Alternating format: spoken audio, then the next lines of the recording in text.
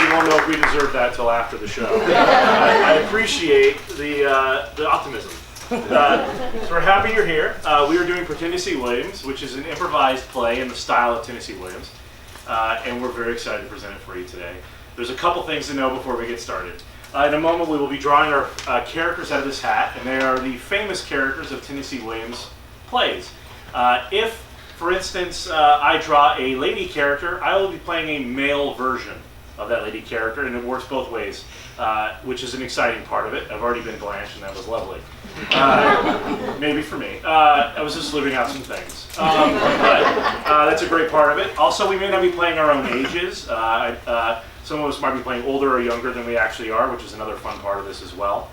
Another thing is, this is Tennessee Williams, and there's a lot of fun to be had in that universe. But if you've seen a Tennessee Williams play, you walk out sad. Ultimately, the goal is for you guys to have a great time, and that may include comedy, and that may include tragedy. Be prepared for all of it. And I love that there's kids here. Thanks for bringing kids. Yeah. Sweet. Get them used to the sad parts of life now. Okay. So did I cover everything? Yeah. Great. I always have to do that check-in because I make mistakes a lot. So we're going to draw cards. On the cards is going to be the name of a character, and then we're all going to go through, after we've gotten our cards, and say what character that play is from and give you a brief description. So you don't need to be well-versed in Tennessee Williams to enjoy today. If you are, there'll probably be some fun nods for you. If you're not, you'll get to see some great characters played dramatically.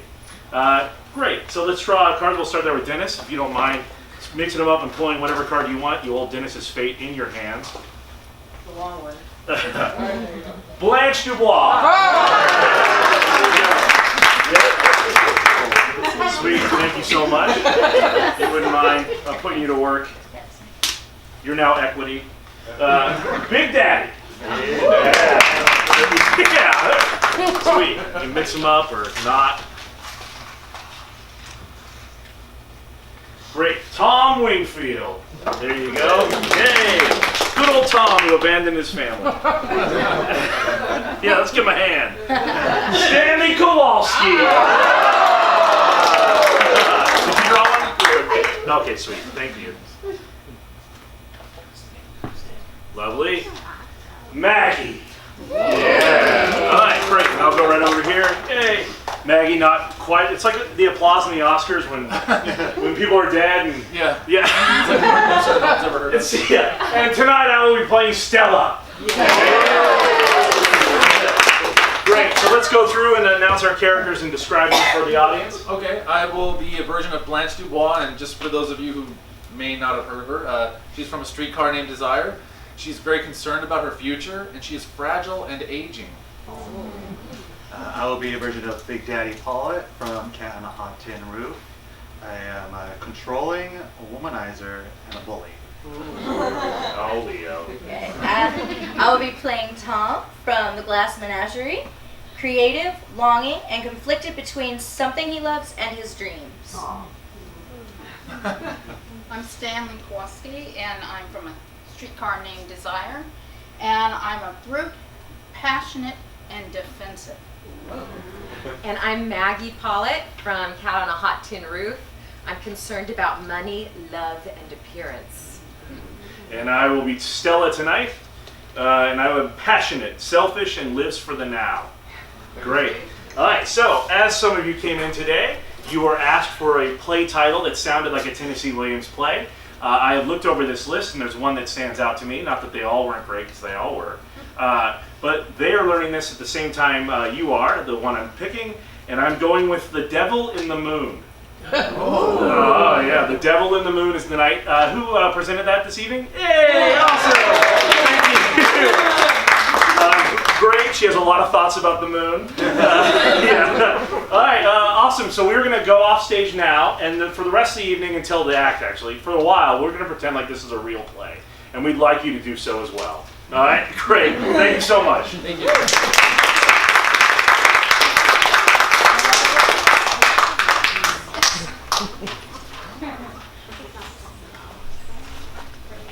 Hello, and welcome to Stage and Theater's production of Pretendesee Williams.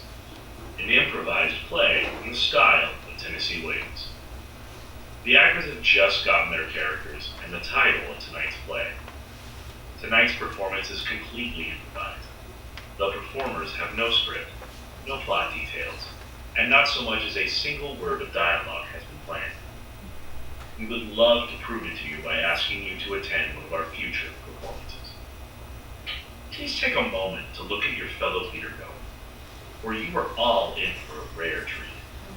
You are seeing a play on both its opening and closing night. And performed in front of you in real time and will never be performed again. Please take this moment to silence anything that might make noise or risk your faux pas being turned into a plot point. Thank you so much for coming, and please enjoy Pretendesee Williams.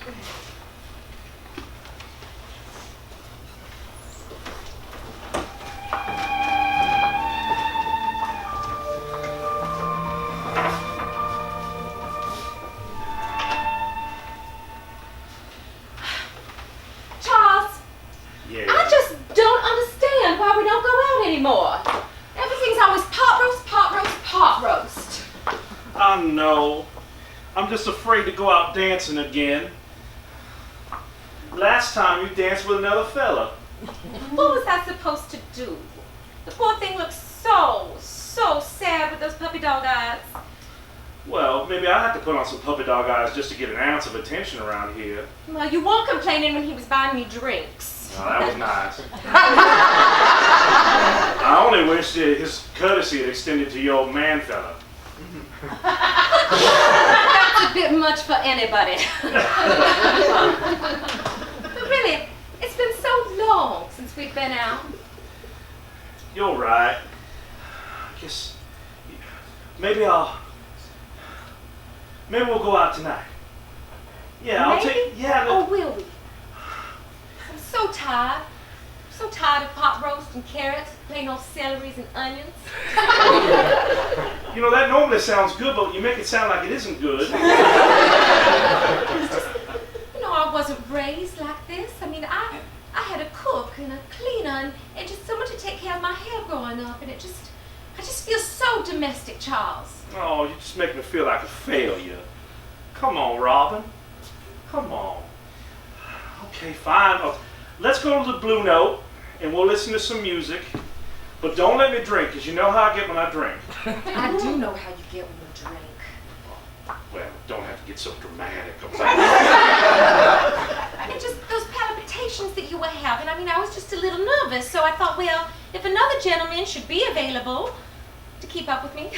Yeah, I just wish you weren't so quick to abandon me and perceive palpitations when maybe I'm just tired a little. The sweat on your brow, I mean, it was a little icky, if I must be honest, darling. There was just so many people dancing in there. It's hard not to get into the brouhaha of it all and start sweating, dripping through my shirt and everything. It was just so embarrassing. I swear people were looking at my chest. Oh, I'm sorry. I'm sorry, Charles. I got caught up in the moment. Think about all those hot bodies. Yeah, I just wish you weren't pluralizing that. Perhaps you were talking about my hot body. Oh, we got company. Ah, do come in. Sister Margaret. Look, it's your favorite sister-in-law, Charles. Yeah, absolutely. You know, I'm bored. I thought we might go out dancing tonight. Oh, me and Charles are just having that same idea. Oh, You and I to go out dancing. well, just to openly exclude her husband? Thought it would be more enjoyable with just her. I can put some pot roast in the oven. It'll be warm for you. No, wait a minute. She says one sentence, how you gonna make meal for me? I'm gonna stay home while you're out dancing with these heavenly bodies you speak of so much? I know you don't care for it too much. I mean, I like your company. Maybe I just don't like how you like the company of others so much. Oh, don't be so fragile. I didn't know I was fragile till now. I was just presented with a presented with a night without you eating a sad pot roast with no carrots and celery that is drained of its life. You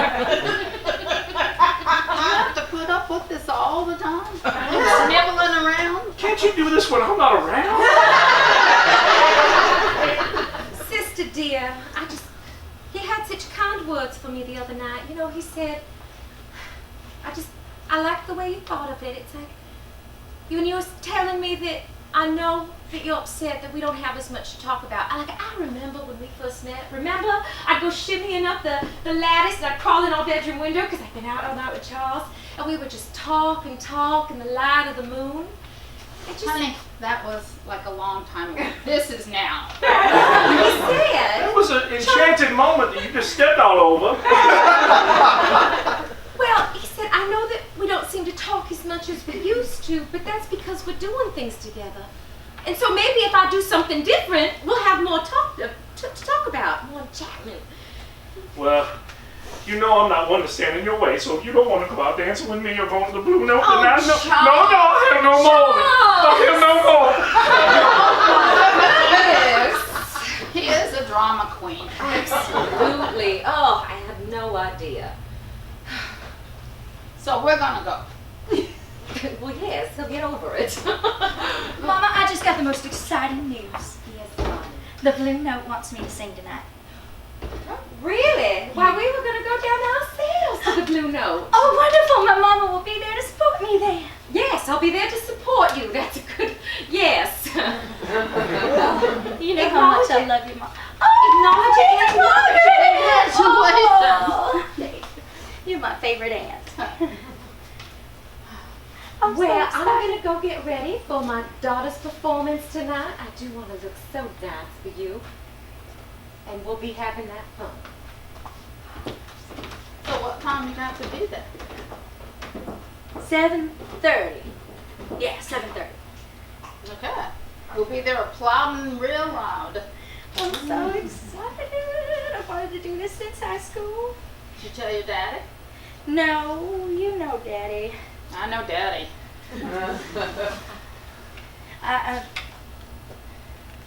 I should tell him, but with the pot roasts and the staying at home, You won't let him make you feel guilty now for leaving him.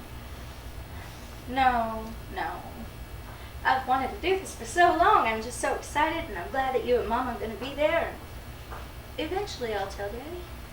He's gonna cry in his beer regardless of what happens tonight. So might as well go. You got your dress all picked out? Yeah, and I think I'm going to wear that fur coat. You know, the one you gave me and told me that I should only wear when I was ready to be a woman? That's the one. And tonight you're ready, huh? Good, you just follow in my footsteps, honey, and it will be all taken care of. I'm going to go get ready. I'm so excited. What should I sing? The thing is, I've always wanted to be a singer, and they gave me the chance. But now I'm at a lost for what to sing. Should I sing something really sweet, or should I sing something a little bit sultry? A little bit sultry. You always have mine. Vote on that. All right. This family, all this running around and making a big deal out of everything, they just never settle down. I try and get them to do it. But even with my good advice, sometimes they ignore me, and I can't understand why. I'm the one that runs the family from afar. If they just listened, we'd be okay. Charles, you just stop your blubbering, okay? Why is that man always in a tizzy? I know. I don't understand. It's Why like he not? starts bawling at the drop of a hat. Yes, a drop of a hat, and he just goes. My goodness, I've never seen anybody cry so long since my Gwendolyn passed. You could fill a bucket full of water for a year with him. Oh, you are not lying, Margaret. You are not lying. Why is he always putting stuff in the sink? I swear to Lord, I come in here, I don't even know what this is. I tried to keep this whole house clean since they let me stay here. God, I'm surrounded by him. Margaret, did you come by because of Robin again? Are you all going out once more to that club downtown? Yes, we're going out to that club downtown. My Lord. The time you two spend down there, it's no wonder that Charles just gets himself all in a huffy. So what are you saying by that? Nothing. Nothing at all. It's just that I don't know if I approve of all the time that you spend down there. So you have to approve of me? Is that what you're trying to tell me? I'm not saying that at all, I hope Margaret. not. I just wish that the two of them were able to spend more time together. And are you saying that I'm preventing that from happening? I'm not saying anything at all, Margaret. I don't know why you all have to read something into everything I have to say. I should consider it absolutely nothing and then it would be fine. Well, you take it however you like. Some of us are having things taken from us in life, and when they have such a wonderful thing between the two of them, I don't see why somebody should come along and interrupt it and cause a ruckus between them. You call what they have wonderful? You haven't gotten out much, have you? Well, you know I haven't, Margaret. You know that I hardly leave the house ever since Gwendolyn passed. Those were the times of my life. You don't know what it's like to meet your other half and then have her snatched away. That's why I don't get another half.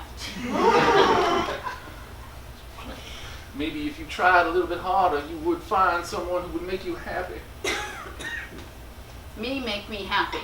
I'm happy with me. Fair enough. I guess the rest of us will have to be happy with that as well. Oh, hello, Peter. Oh, Robin, are you getting ready to go out? Already? Why, yes. You look beautiful, darling. Thank you, Sister Margaret. Y'all are getting I'm really gonna go early. home. Yeah. Getting an early start down there. Well, we are. We're gonna wine and dine first. I see that you've already started. Well, you know me. I like to get started early myself. Be a dear. Take care of Charles while I'm gone. He's still a little bit sore about not going out, but he'll be fine. I know he's in good hands with you. He is in good hands. I like to take good care of my brother. And, well, I'm concerned about something, Peter.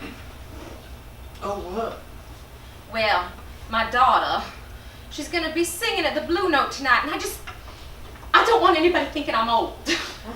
Why, do I look like I have a daughter? No, you don't. You still have a figure of a 25-year-old.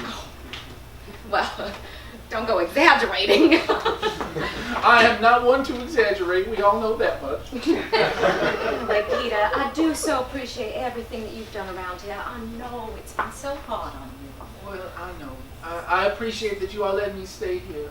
I just can't go back to that house with all those memories flitting around, just like ghosts in the attic, making noise and preying on my brain.